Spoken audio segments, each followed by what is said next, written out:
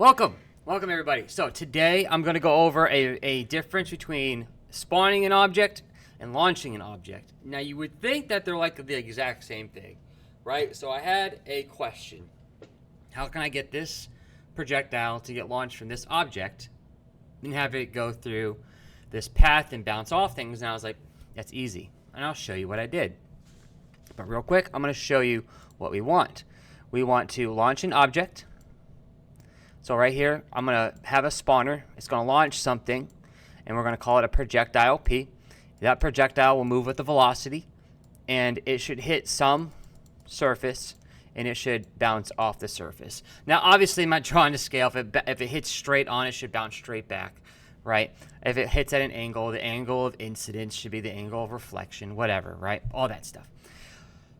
But this is the basic idea of what we want. So I'm going to show you the wrong way first, the idea that I had, and then I'll do the right way. So what I said was, oh, this should be easy. What we need to do is create an object. That's a spawner. So we're going to call it spawner. Make sure you name things right. And then double click it. Double click. Give it a paint. That way we know. Green means go to me. Green means start. So now I know this is my spawner. So I'm going to spawn something in, and I need to have something to spawn in. So this is going to be another object, and we're going to color this one, let's say, because it's a projectile and projectiles are red. I don't know. We're just going to color it red. We're going to rename it projectile. Now you don't have to rename this stuff and recolor it if you're just practicing along, but I would recolor it though, at least. Because when you go to the event editor, it's hard to tell which object is what unless you do, recolor. So let's go back over here. And then let's create our floor. Insert object, and this is going to be our floor.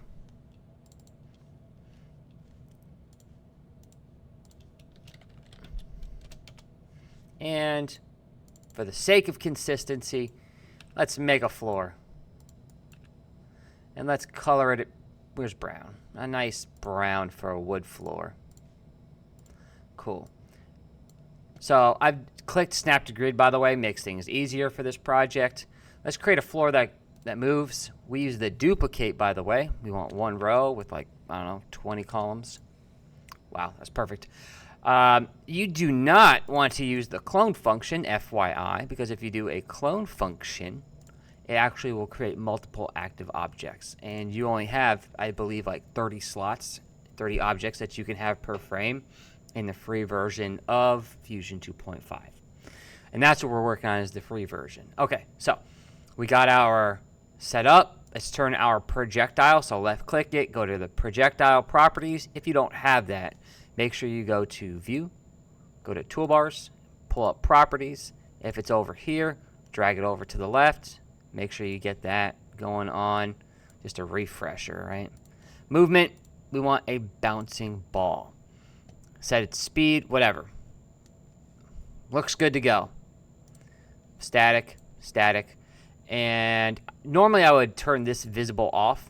That way you can't see it, but I want to see it so that way when I click play, I see it. And you see that actually when we click play, this does get shot off at a certain speed. So we can turn that off. By the way, we can do visible at start, and we can do turn off to create at start, so that way when we click play, you can't see it, right? So let's drag that off screen because I don't want it to be on my main screen ever, really. I'm just going to drag it off. All right, event editor, make it quick. I want every 2 seconds or every second. I want the spawner to launch an object. That would be the projectile. And I want to launch it in selected directions. Now in this case, I want it straight down and click OK. So we click play. Boom, boom. Perfect. Now I want this to collide with the wall, the floor. And when the projectile collides with the floor, I want the projectile to bounce. Movement bounce. If you cannot find, if it does not highlight bounce, if bounce has the same gray as the reverse, it's because you failed to give the projectile a movement property. So real quick, just as a refresher, If I forgot to change this, if this is still a static object, right here, if this projectile was still was unchanged, I would not be able to click bounce. So if that happens, go back, change it to bouncing ball. Now I can do bounce. Perfect. Should work, right? These collide, have it bounce. Doesn't work. This is surprising to me. I was like, wait a second. Let me test something out. What if I just destroy it? When they collide, does it destroy? Because I've done games in the past where I shoot and it launches and then it destroys. It does. Okay, so we have an issue, which is that when you use the launcher to create an object or launch an object, it will apparently reset its movement type and its speed as well, because the speed of 60 and that has a speed of 100, it's definitely going at a speed of 100. So it overwrites its movement and its speed. Now, I tried to work on this. I tried to change its movement. I was like, all right, let me see what I can change. Can I change its movement type to bounce? Does that work? And it doesn't work. It's actually destroying here. And then let's go to movement type bounce. I tried everything. It doesn't work. It overrides it. So this is not the answer to this question. I want it to bounce, which means we can't use the launcher, which means, once again, that the launcher overrides its movement properties. This is really good to know. So let's delete this. Now let's do something else. Let's use the create a new object feature. Let's create a new object, which is the projectile. We're going to create it relative to the spawner. Click OK. Now, I want the object to spawn, and it's not spawning. What the heck is going on? It's definitely doing it every 1 second, but nothing is happening. Well, this is another little thing that we need to know about working with Fusion.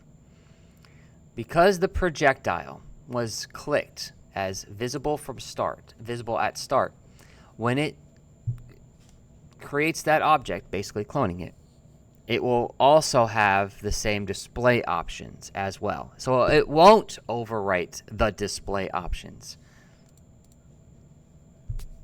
And now it displays. And look, and now we got a bounce, but now we have two issues. The first one's not so obvious. The second one is obvious. The second one being, well, it's not going in the direction I want it to go. And the second one being its bouncing properties. So let me show you. Let's get this a little closer. Let's solve one issue at a time. When it launches, let's give it a direction. Let's select its direction of launch. Let's select it to go down. Actually, I'm going to select it to go at a different angle. I'm going to go a little bit to the right. Or left. And let's see what happens. Cool. And it works. And it looks great. And that's what I want. Now, the other issue, and we haven't seen it yet, is that these bounce physics aren't consistent. Especially when you make the Pong. If you go back and watch my Pong video on how to make the Pong game, it'll bounce, and it'll bounce at random angles. And that actually goes back to the bouncing properties over here. So this thing right here has a randomizer for the bounce. Let's change its direction to straight down. Watch this. Eventually, you'll see it. It should bounce and go straight back, right? But at some point, you might see, over the course of until whatever, that it'll bounce and go off at an angle. I might have to increase the randomizer value.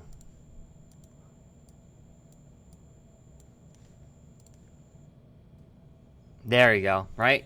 The rest of them look good. Right?